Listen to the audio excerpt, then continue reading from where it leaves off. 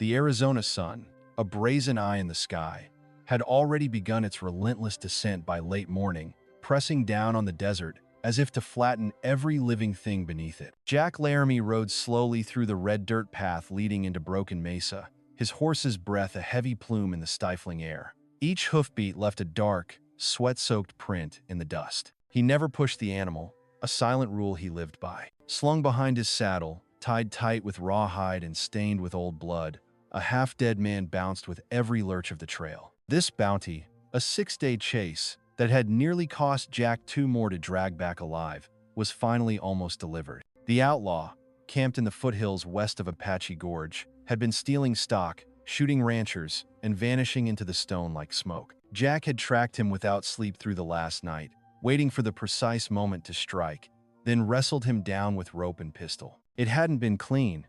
The outlaw was a big man, wild with fever, but Jack got him alive. That was the deal. As Jack approached the edge of town, his eyes took in the familiar landmarks. McCready's empty blacksmith shed, the church with its leaning steeple, the dry trough outside Calhoun's saloon. The place looked much the same as it had 5 years ago when he'd first ridden in, a fresh badge pinned to his chest. Now, that same badge remained tucked inside his coat, hidden from view. Jack wasn't from Broken Mesa.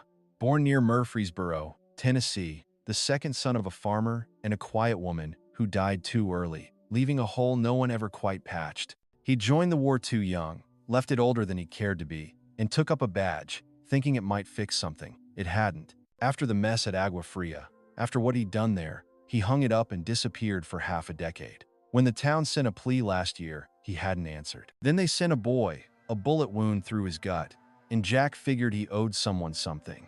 So he came. This bounty was supposed to be simple. Bring him back, get paid, stay quiet. Jack dismounted slowly when he reached the wide steps of the town hall. The outlaw lay unmoving on the sledge behind him, his breathing shallow but persistent. Jack tied his horse to the post and looked up. Esteban Pritchard, the councilman, was already waiting, flanked by 2 clean-cut traders Jack didn't recognize. The town liked to dress its business in vests and trimmed mustaches, but Jack knew their kind. They never broke a horse, never worked a shovel, never got their hands bloody unless it paid double. "You got him," Pritchard said, stepping forward, his voice too loud for the quiet street. "Didn't think you'd make it back, not with the way folks he shoots." Jack didn't bother with a reply. He pulled a key from his belt, the one that had locked the outlaw's wrist irons, and dropped it into Pritchard's hand. "He's alive," Jack said flatly. That was the condition. Alive, paid full. Pritchard smirked, giving a little nod to the traders behind him. "That he island? Well, Sheriff, you'll be glad to know the council's decided to reward you with more than silver." He stepped aside. "We've got something else." A door opened. 2 women stepped out. They were young, Apache, barefoot, their wrists bound in thick hemp rope. Their dresses were worn thin, stained from travel and dirt. Their hair hung long and black, unbrushed, their faces still and hard. They didn't look at anyone, not at Jack, not at each other, just forward. "They're twins," Pritchard said, as if that detail sweetened the offer. "Taken off a trader caravan near the border. Nobody claimed. We figured you might want something for the cabin. Company, help, whatever suits you." Jack's jaw tightened, barely noticeable. He didn't move, didn't speak. "We're not legally bound to keep them," Pritchard went on, his voice quickening as if he could feel the moment slipping. "They're no use to us, and if we let them loose, they'll either die or go back to raiding parties. But in your hands?" He gestured between Jack and the twins. "It's a mercy, Sheriff, and a fair trade." Jack's hand moved slowly to the hunting knife strapped to his hip. The councilman stiffened, watching, but Jack didn't draw it in anger. He stepped forward, reached toward the nearest woman. Her skin flinched subtly, but she didn't move. He used the knife to cut the rope, binding her wrists, then did the same for the other. The rope fell in a clump between their feet. He handed the knife back to Pritchard without a word, turned, walked down the steps, and climbed back onto his horse. "Wait a second," Pritchard called, but Jack didn't stop. He rode straight down Main Street, back the way he came. He didn't look over his shoulder. The women didn't follow at first. They stood still, unbound, unmoving. Then, after a minute, they turned and began to walk. Not toward shelter, not toward the saloon or the market, but after him. Quiet steps, measured pace, not running, not asking, just following. The sun was low when Jack reached his land. He lived about 2 miles out, in a small wood-framed cabin built by hand, piece by piece, after the war. Behind it stood a crooked barn, a narrow corral, and an old hand-dug well that never ran clean, but hadn't run dry either. He slid off his horse, led it into the stable, and unsaddled it by feel. When he stepped out again, he saw them, the two women, 20 yards off near the fence line, watching. Jack stared at them for a long moment. They didn't step forward. He left the barn door open, walked into his cabin, and shut the door behind him. Half an hour passed. Then the door creaked again, and Jack came out carrying a tin plate. He walked to the porch, set the plate down at the top step, and went back inside. By morning, the plate was empty. The women were sitting near the barn, leaning against the outer wall, wrapped in old saddle blankets. They hadn't run. They hadn't spoken. They were still there. Jack stood on the porch with a mug of coffee, looking out at them. He didn't know what to make of it. He wasn't a rescuer. He hadn't brought them home. He didn't even know if he wanted them there. But something about the way they stayed silent, watching, waiting told him they weren't looking for permission. They just needed somewhere to stop, somewhere quiet. He turned, went back inside, and brewed another cup. Then he set out 3 mugs the next morning and didn't say a word. The morning air was cooler than the day before. A pale haze hung low over the field behind Jack's cabin, where wild grass clung to the last of spring moisture before summer would burn it dry. Jack stood on the porch in his usual spot, sipping from a tin cup that steamed faintly. He didn't glance toward the barn, but he knew they were still there. He'd heard them shift in the night's soft movements. No talking, just the quiet shuffle of blankets against dirt. He wasn't sure what he expected when he rode away from town without saying a word. He hadn't told them to come, hadn't asked them to stay. He'd given no instructions, no offer, no warning. But here they were. That part still sat heavy on him. What did it mean, exactly? Cutting their ropes, walking away, and leaving a plate of beans. He wasn't trying to save anyone. He didn't even know how. The door creaked behind him. Jack stepped back inside, grabbed the old coffee pot off the stove, and poured 2 more mugs. He carried them out and placed them gently on the edge of the porch, one on either side of the step. Then he went back to his chair, sat, and waited. 10 minutes passed before the barn door shifted open. Maria came out first, the older one. He only knew her name because it had been scribbled on a paper the councilman gave him and never asked back. She didn't look at Jack directly. She had her hair braided that morning, and her step was slow but even. Dolores followed close behind, barefoot and silent. Her hands were wrapped in the blanket from last night, and Jack noticed her shoulders were drawn tight against the morning chill. They stopped a few feet from the porch. Jack didn't move, didn't speak. Eventually, Maria stepped forward, crouched, and picked up 1 mug. She didn't say anything, just turned, handed the other to Dolores, and the two of them sat near the low fence line. They drank slowly. Jack returned his gaze to the field. The quiet between them wasn't uncomfortable.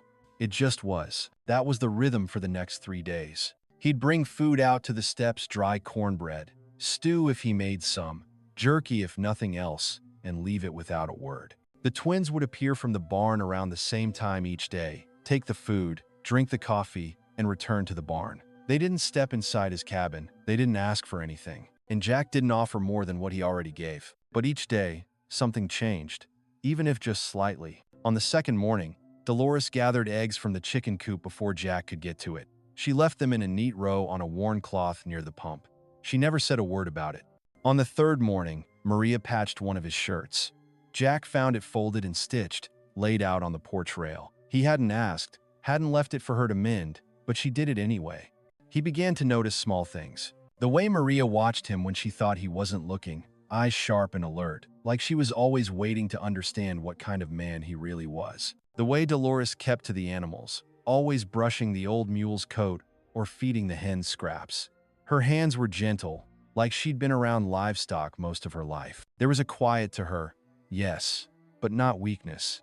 Just something closed off, like it had been stepped on one too many times. He didn't ask what had happened before they ended up behind that door in town hall.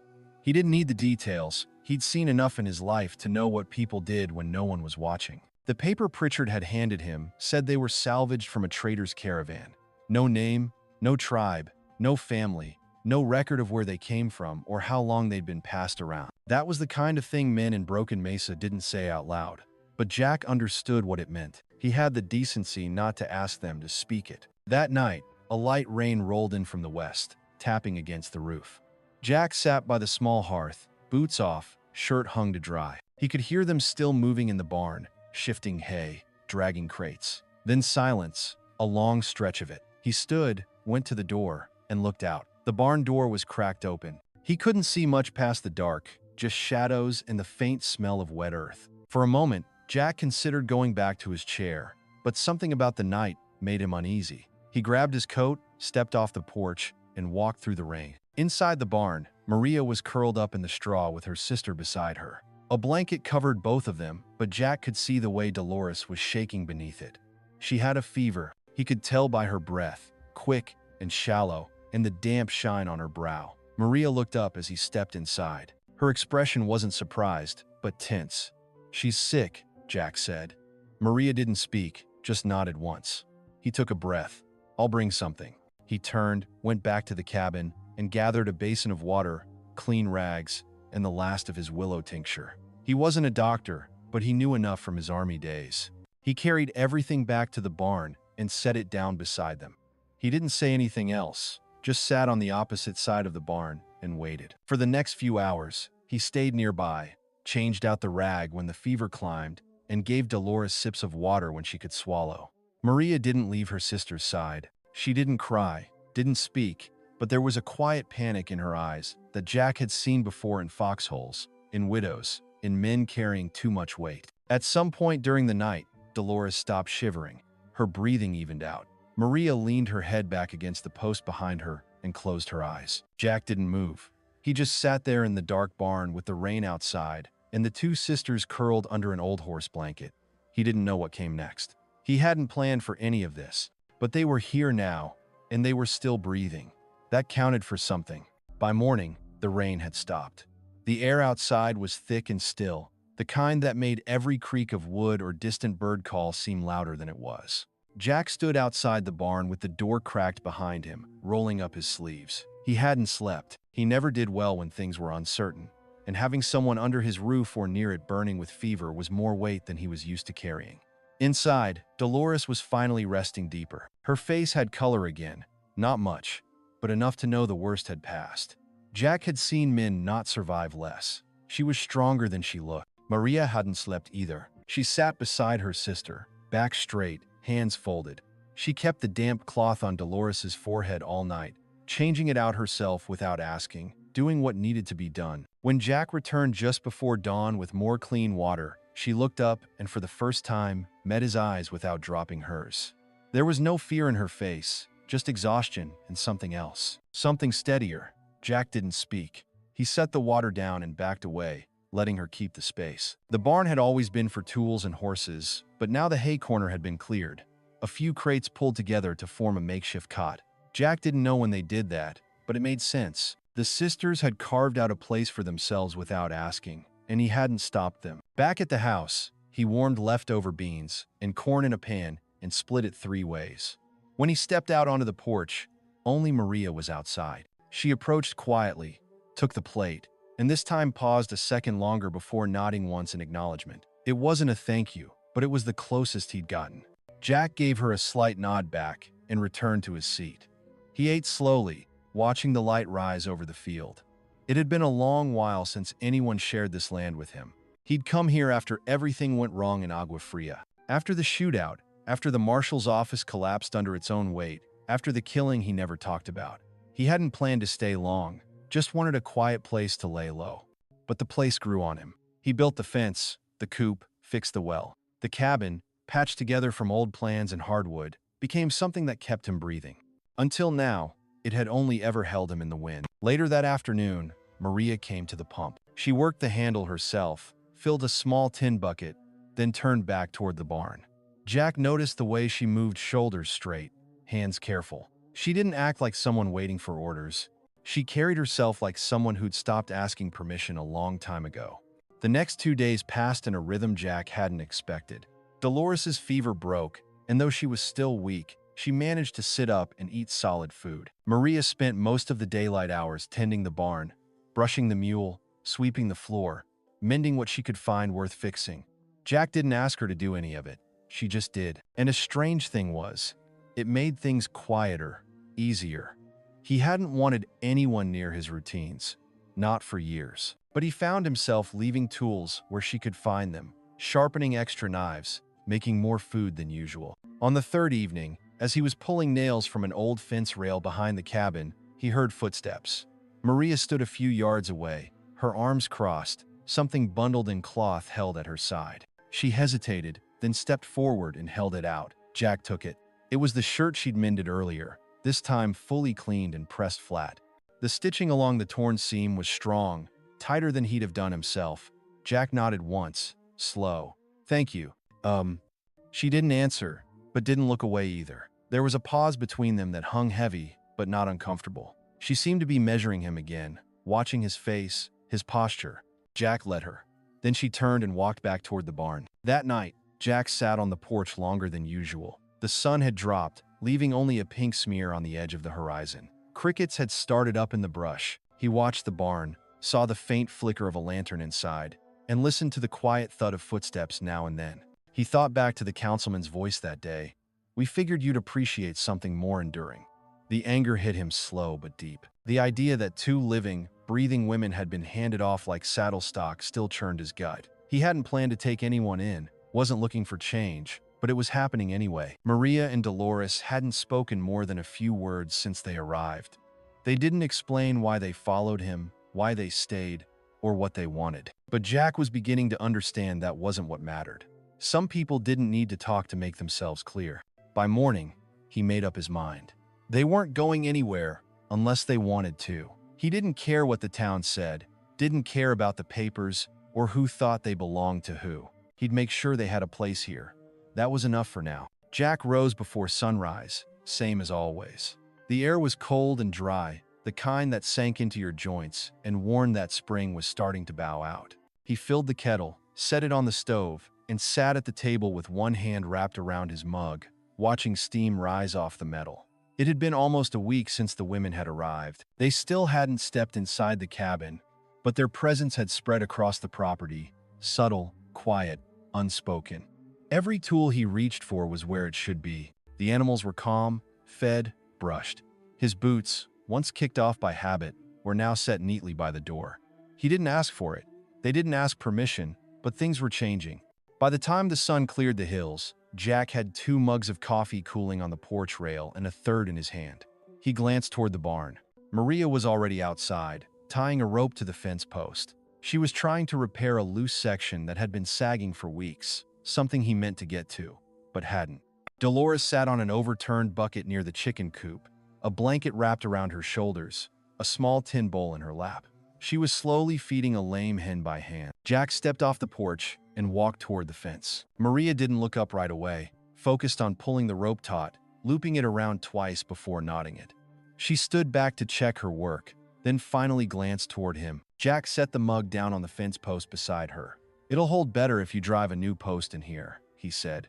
His voice was even, not instructional, just fact. Maria looked at him, then the post, then gave a small nod. "Okay." It was the first word she'd spoken to him since they'd arrived. Her voice was low, steady. Jack didn't react outwardly, but something in his chest settled a bit. "I'll bring one from the pile after I finish morning feed," he said. Maria didn't answer, but she didn't turn away either. They stood there a moment, both facing the same piece of fence. Jack picked up the coil of rope at his feet and walked off toward the barn without looking back. Later that day, as the wind picked up and blew dust low across the field, Jack worked at splitting logs behind the shed. He hadn't realized how fast the firewood pile was shrinking with 3 people on the land instead of 1. The extra hands helped, sure, but winter would come back around eventually, and Jack didn't like to be caught unprepared. When he paused to wipe the sweat from his brow, he noticed Dolores sitting nearby under the shade of a mesquite tree. She was watching him, not staring, not cautious, just present. He'd grown used to that quiet gaze. She watched the world like someone who'd learned not to trust it, but hadn't given up entirely. He could relate to that. He leaned on the axe handle and took a sip from his canteen. "You feeling better?" he asked, voice even. Dolores nodded. Her blanket had slipped off her shoulder, and she tugged it back up, tucking it close. "Yes." Another word, another brick down. You've been around chickens before. She shrugged gently. My grandfather raised them. Before. Jack didn't press. He didn't need the rest of the sentence. Before could mean any number of things. Before the war, before the raids, before the traitors, before they were taken. You're good with them, he said. They follow you more than they follow me. Dolores gave the smallest of smiles. Almost nothing, but it reached her eyes for a second. Then she looked down. Maria came from around the corner just then, carrying 2 fence posts balanced across her shoulder. She glanced at her sister, then at Jack, but said nothing. She didn't need to. There was no tension in her body, no alarm, just acknowledgement. She passed by him, her step sure and direct, and disappeared toward the fence line again. That night, Jack laid out 3 plates at the table. He left the door to the cabin open as he ate, light from the oil lamp spilling out onto the porch. A while passed, long enough that he figured they weren't coming in. He wasn't surprised. Then he heard light footsteps on the porch. Maria stepped in first. Her dress was clean, her hair in a new braid. Dolores followed, arms folded in front of her, eyes moving slowly around the room like she was studying every detail. They paused just inside the doorway. Jack didn't say anything. He just gestured with a tilt of his head toward the chairs. Saturday. It wasn't a celebration. It wasn't a moment that would mean anything to someone on the outside, but it meant something here, in this quiet space where nothing was said and everything was. They ate slowly. The clink of forks against tin plates filled the silence. Jack poured more coffee when the cups emptied. Dolores took seconds. Maria didn't. Afterward, Maria stood and began collecting the plates. Jack moved to stop her. You don't have to. She looked at him, direct, calm. I want to. He let her. The kitchen had never felt like a place for more than one person. But now, as he watched her rinsing dishes in the basin while Dolores dried them with a worn cloth, it felt like something different. Not full, but no longer empty either. That night, Jack stepped out to the porch while the sisters stayed inside a little longer. He looked up at the stars. The breeze had shifted, warm and dry again. The kind that said another season was turning. He hadn't meant to build anything here. He'd come to hide, to wait out the noise and guilt of the past. But something was taking shape, slow and steady. And for the first time in years, he didn't feel the need to run from it. By mid-morning, the heat had settled back over the land like a heavy coat.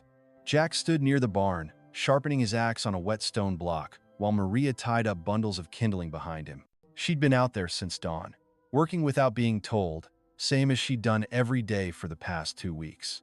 Dolores was down by the stream with a metal basin, scrubbing the clothes they'd laid out for washing the night before. The sisters had started taking over more and more of the daily labor without asking, without fanfare. It was an obligation. They did it like it was simply what made sense, like they'd already decided this was their home. Whether Jack said it or not, he didn't stop them. He hadn't spoken to either of them much beyond what was necessary. Short, honest words about chores, animals, weather. But he had been watching. Jack wasn't a man who rushed to judgment. He'd seen too much death, too much betrayal, wearing decent faces. But every day, the women stayed. Something about them started pushing deeper into his thoughts. Not in a way that confused him. Not in a way he didn't understand. He just hadn't figured out what to do with it yet. Maria, in particular, had a way of carrying herself that stuck with him. Always composed, always alert. When she worked like it mattered. When she rested like someone who didn't take peace for granted. There was no softness to her, not in the way most men thought of women, but there was steadiness, there was grit, and Jack respected it more than he could say. As for Dolores, she'd become the soul of the chickens. Jack had never seen animals respond like that before. She walked through the yard with 2 of the hens trailing behind her like shadows. The old mule let her clean its ears, and the dog that had once snapped at anyone but Jack now slept at her feet in the shade. There was something maternal about her, something tired, too, but not bitter. He guessed she must have helped raise younger siblings back wherever she came from. The council hadn't said much about what tribe they belonged to. Jack figured it didn't matter. Whatever had come before family, land, name, it had been ripped away. And yet, they carried themselves like women who refused to vanish. That mattered more than the past. As noon approached, Jack stepped into the barn to escape the heat. He tossed the axe onto the workbench and peeled off his gloves, wiping sweat from his brow. That's when he noticed Dolores standing in the doorway, holding a folded cloth in her hands. She stepped in quietly, a little unsure. I fixed the lining, she said, offering the cloth to him. Jack opened it. It was his coat, the one he wore on longer rides, the one with the torn inside pocket that had been catching on his holster every time he drew. He looked at the stitching, tight, careful, clean. Appreciate it, he said. She gave a small nod, then hesitated, her fingers playing with the edge of the folded cloth she'd used. My sister says we should go into town soon, she said, softer now. Jack looked up. Why? To buy things for winter. Salt, cloth, maybe boots. We've been living off what's here, but it won't last forever. Jack hadn't thought about it yet, but she was right. He planned for one man through the season, not three. You don't have coin, he said flatly. Dolores looked at him, not offended, just steady. We don't, but we can trade. The implication was clear. They weren't asking to be given anything. They were asking to be treated as part of the decision-making. It sat heavier on Jack than it should have, because part of him still didn't know what they were to him. Not wards, not prisoners, not guests, something else. He gave a slow nod. We'll ride in Friday morning. Dolores' shoulders eased. She gave him a faint smile and stepped back out into the sunlight. That night, Jack sat on the porch with a rifle across his lap, watching the stars come up. The women had already gone inside. He could hear the faint sound of water being poured into a basin, of Dolores humming something low and steady. Maria's footsteps passed once by the doorway and then quieted. He found himself thinking about the town, Broken Mesa, and what folks might say when he rode in with the two of them beside him. He didn't care for town gossip, but he'd seen the way Pritchard had looked at them, the way the men in council kept their voices casual while their eyes lingered. Jack knew exactly what kind of thoughts ran through those minds. He wasn't worried about them talking. He was worried about them trying something. If they did, they'd learn quick. The badge he kept tucked inside his coat might be hidden, but it hadn't lost its meaning. Early the next morning, Jack caught Maria behind the cabin, chopping vegetables at the outdoor table. The sun was still low, barely up over the ridge. She glanced at him once, then back down at the cutting board. We're going to town Friday, he said. She didn't stop chopping. I know, Dolores told me. You worried about going back there? He asked. Maria paused, then looked at him, measured. I'm not worried about the town, she said, only about how people treat those they think don't belong. Jack didn't respond at first, then he nodded once. They don't speak for me. Maria looked at him for a long beat. We know. That was the end of it. She went back to chopping. Jack went to saddle the mule. But in that one exchange, something shifted. They weren't just staying, they were starting to trust. The sun rose hot on Friday, riding high before noon and bleeding down on Broken Mesa like it aimed to punish. Dust rolled up beneath every hoofstep as Jack led his mule down the main street, with Maria walking beside him and Dolores seated sideways in the saddle, one hand on the pack and the other shielding her eyes from the glare. They didn't say much on the way into town. There wasn't much to say. Jack had gone silent the moment the ridge cleared and rooftops came into view. He didn't wear his badge as usual, but his coat was buttoned and his revolver sat high on his hip. He didn't plan to use it, but if something went sideways, he wouldn't hesitate. They passed the general store, the saloon, the empty bank with its boarded windows. Heads turned. No surprise. Word had gotten around quick after that day, with the bounty and the rope and the cut cords. Folks always pretended not to notice things they didn't understand, but they noticed just the same. And now here he was, weeks later, riding in with both women like it was normal. Some stopped talking. Others leaned back in chairs, watching. Jack kept walking. Inside the store, the scent of dry grain and iron tools clung to the air. Maria stepped in first, calm and collected, her shoulders straight. Dolores followed quietly, taking in the shelves, the rows of tinware, bolts of cloth, the small barrels of rock salt and flour. Jack scanned the room. A teenage boy stood behind the counter where the old clerk used to be. New hire. The boy looked nervous, eyes bouncing between Jack's sidearm and the two women. We'll need dried beans, flour, hardtack, and salt, Jack said, stepping to the counter. 3 yards of wool, brown or gray, and boots, size 5 and 6. The boy nodded too fast. Yes, sir. He disappeared behind the back curtain. Maria wandered toward the fabric shelf. She ran her hand across a bolt of worn wool, then turned to Jack. This one's thick, she said. Good for winter. He nodded. That'll do. Dolores was crouched near the bottom shelf now, examining a row of canning jars. She touched one gently and said nothing, but her gaze lingered. Jack stepped beside her. "You can take two." She looked up. "We can make jam." "From what?" he asked, not unfriendly. "There's wild blackberries down by the creek," she said. "I saw them last week." He gave a slight nod. "All right." They paid in coin and traded for what they didn't cover. Jack had brought 3 cleaned rabbit pelts and a sack of dried herbs, things the store always took when coin was short. The boy bagged everything without comment, but when Jack turned to leave, he caught sight of Councilman Pritchard standing just outside the store window, arms crossed. Jack stopped, met his eyes through the glass. The man didn't move. Outside, the heat was thicker. Pritchard stepped into their path as they came out, eyes narrowing on the 2 women first before settling on Jack. "You're making a statement, Sheriff," he said flatly. "I'm buying supplies," Jack answered. Pritchard smirked. "They still under your roof?" Jack didn't answer right away. His jaw shifted slightly. "They live with me," he said finally.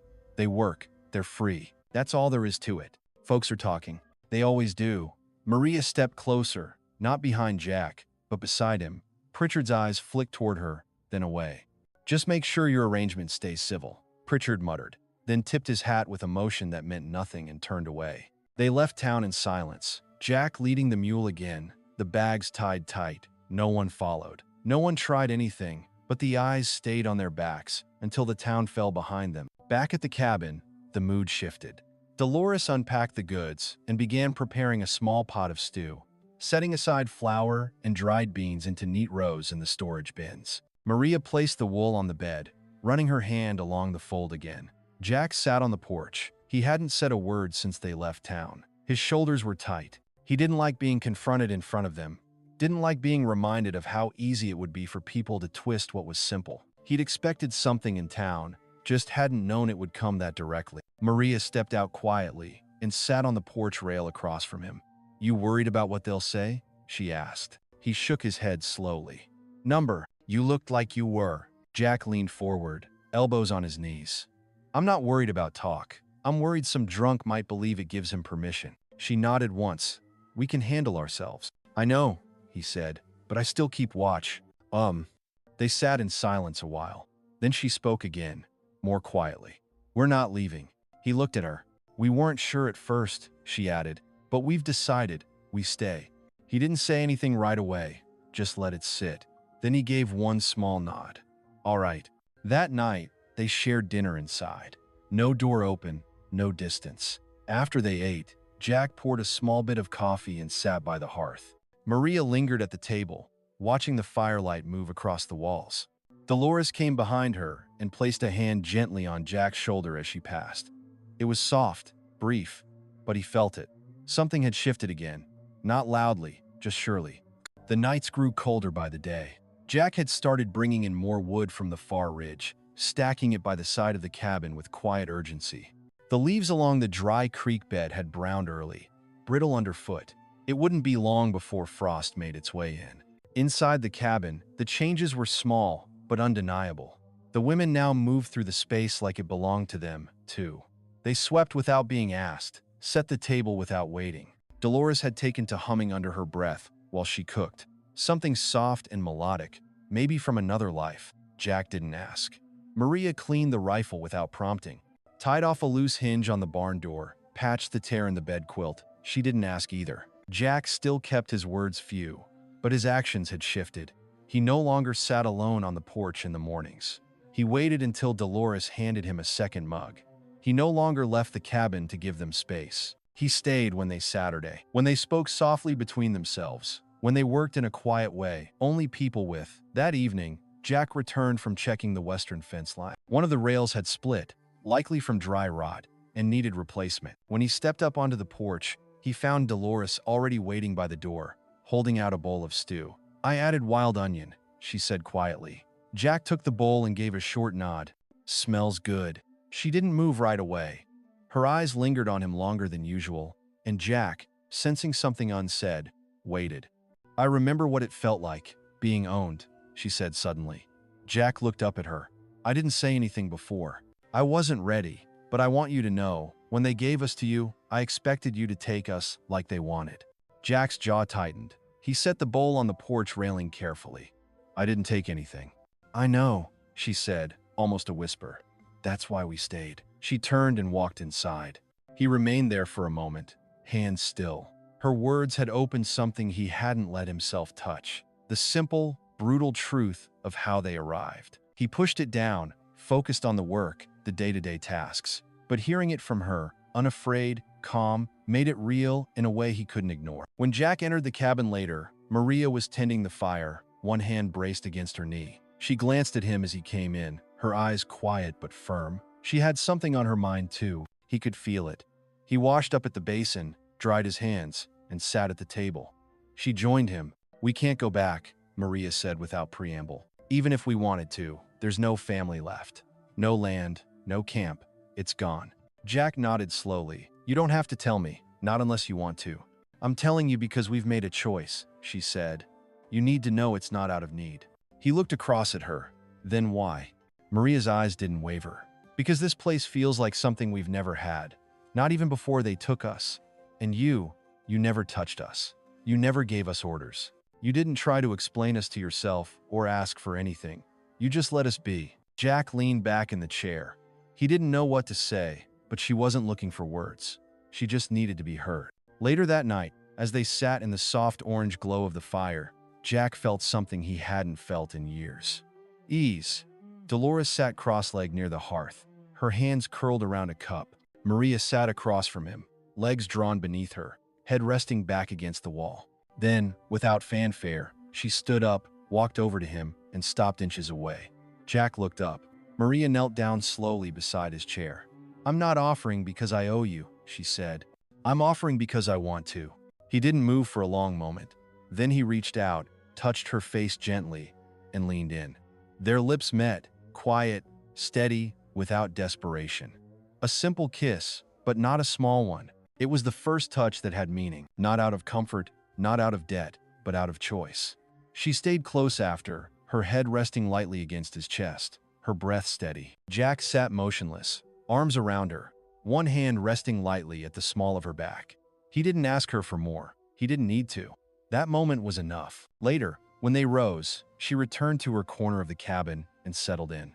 Jack stood by the door a while longer, looking out over the quiet land. The stars were sharp in the sky. He didn't know what tomorrow would bring, but he no longer felt like he was waiting for it to end. For the first time in years, he felt like he'd come home. The first frost came early that year. Thin white crystals clung to the fence posts and the grass behind the barn before the sun had a chance to lift. Jack stood outside just before dawn, breath visible in the cold, one hand wrapped around a steaming mug. He'd risen earlier than usual, couldn't sleep. The kiss from 2 nights ago hadn't left his mind. Not for a moment, not because of guilt or confusion, but because something had changed since then, something quiet but firm. The space between him and Maria wasn't filled with silence anymore. It was filled with something understood, something earned. Inside the cabin, the stove crackled with the first batch of kindling. Jack had stacked the wood higher by the wall now, more than enough to get them through to spring. Dolores stirred a pot of dried apples and oats at the stove, still wrapped in a shawl, her bare feet tucked under her long skirt. She moved slower lately. Jack had noticed it. She took more breaks. Her hands cradled her middle longer after bending down. He hadn't asked, but this morning, as she poured hot water over tea leaves and leaned into the counter with a soft exhale, Maria stepped up beside her. They exchanged a look, quiet, familiar. Then Dolores nodded once, and Maria turned toward Jack. "She's with child," Maria said simply. Jack didn't answer right away. His eyes met Dolores's. Her posture didn't change. She wasn't asking for permission. She wasn't ashamed. She just waited for him to understand it. "How long?" Jack asked. "A few months," Maria said. "It happened before we met you, back when we were still." She trailed off, but the meaning didn't need filling. Jack set his mug down on the table. "Do either of you need anything?" Dolores looked at him, surprised. Not because of what he said, but because he said it without judgment. "We'll need linen," she said after a moment, "and more broadleaf stock to ward for pain." "All right," Jack said. "We'll make another run before the snow." He didn't flinch. He didn't retreat. He simply added the news to the list of things he now had to carry and move forward. Maria watched him carefully, measuring his reaction like she had on that first day. She saw what she needed to see. Later that morning, Jack rode into the western stretch of the property with Maria seated behind him. It wasn't common. She didn't often ride with him, But the stream's bank had shifted, and the fence there was too close to give under runoff. He needed a second pair of hands to hold the stakes. As they rode, Maria leaned her head against his back, arms light around his middle. She hadn't done that before. Jack felt the weight of it. Deliberate, calm, unafraid. They reached the broken section near midday. Maria dismounted without needing help. She took up the hammer and post, while Jack held the wire. They worked side by side for nearly an hour, not speaking. At one point, she brushed the hair out of her face and looked at him. "We didn't plan to stay with you this long," she said. "Back in the beginning. We thought maybe a week, then we'd move on." "Ugh." "I know," Jack said, "but you didn't ask us to leave, even when it would have been easier." "No," he said. "Didn't want to." Maria paused. "I've spent most of my life being told where I could and couldn't go, who I belonged to, what I was worth. You never asked anything from us, not once." Jack drove the last stake into the ground. "I didn't need to." She stepped closer, lowering the hammer. "And now?" Jack looked at her, really looked. Her eyes didn't challenge him. They asked him to speak plainly. "I don't want either of you to leave," he said. "Not now, not ever." Maria let out a quiet breath and stepped forward, resting her forehead briefly against his chest. "Then we won't." They stayed like that for a while, under the gray sky, between the posts and the cold breeze. The land around them was dry and silent, but the stillness between them wasn't empty anymore. It felt rooted, decided. By the time they returned to the cabin, the sky had begun to darken. Dolores had started a fire, her cheeks warm, her eyes heavy with sleep. Jack helped her settle into the chair near the hearth and handed her the last of the willow bark tea. "You'll need rest in the weeks ahead," he said. "I'm not helpless," she replied, voice soft but steady. "I didn't say you were," Jack answered. "But I've got two hands, and so does Maria. You won't have to do this alone." She looked at him, really looked, and then nodded once. "Thank you." That night, the cabin was quiet. The wind picked up, tapping against the windows. Jack stepped out for a minute before bed, the cold biting his knuckles. He stood under the stars and let the stillness settle over him. There had been a time when he never thought he'd see past the guilt of Agua Fria. A time when he thought all he was good for was survival and silence. But now, inside that cabin, a new life was forming. A woman he trusted lay sleeping in his bed. Another woman he respected carried a child not his, but not unloved. He'd built a life here, not loud, not clean, but solid. And for the first time in years, he didn't wonder what came next. He knew he was staying. The baby came in early spring, just as the last frost melted out of the soil. The ground was still stubborn, and the night still bit at the bones, but green had started pushing through. Small signs that the worst of winter was behind them. Jack had spent the previous weeks readying the cabin as best he could. He sealed the windows tighter, hauled in more water, packed down straw in the barn in case extra shelter was needed. He wasn't a midwife, wasn't even sure he'd be useful when the time came, but he prepared the way he always did, quietly, thoroughly, without asking for thanks. Maria took over most of the care during the final days before Dolores went into labor. She spoke more now, mostly with Dolores, but even Jack could tell the edge in her voice had softened. She wasn't watching him with suspicion anymore. She was just watching, like she belonged here, like she'd always belonged. The birth happened just before dawn, in the quiet hours, when the fire had burned low and the coyotes were still calling in the distance.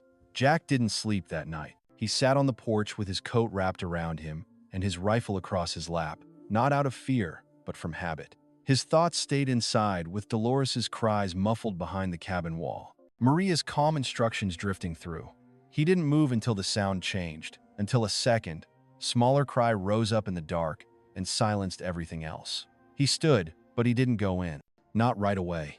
When the door creaked open, Maria stepped outside, breath visible in the cold. "She's all right," she said. "So's the baby." Jack just nodded, a slow breath leaving his lungs. "Boy or girl?" "Girl," Maria said. "Small, strong." She didn't say anything more. She didn't need to.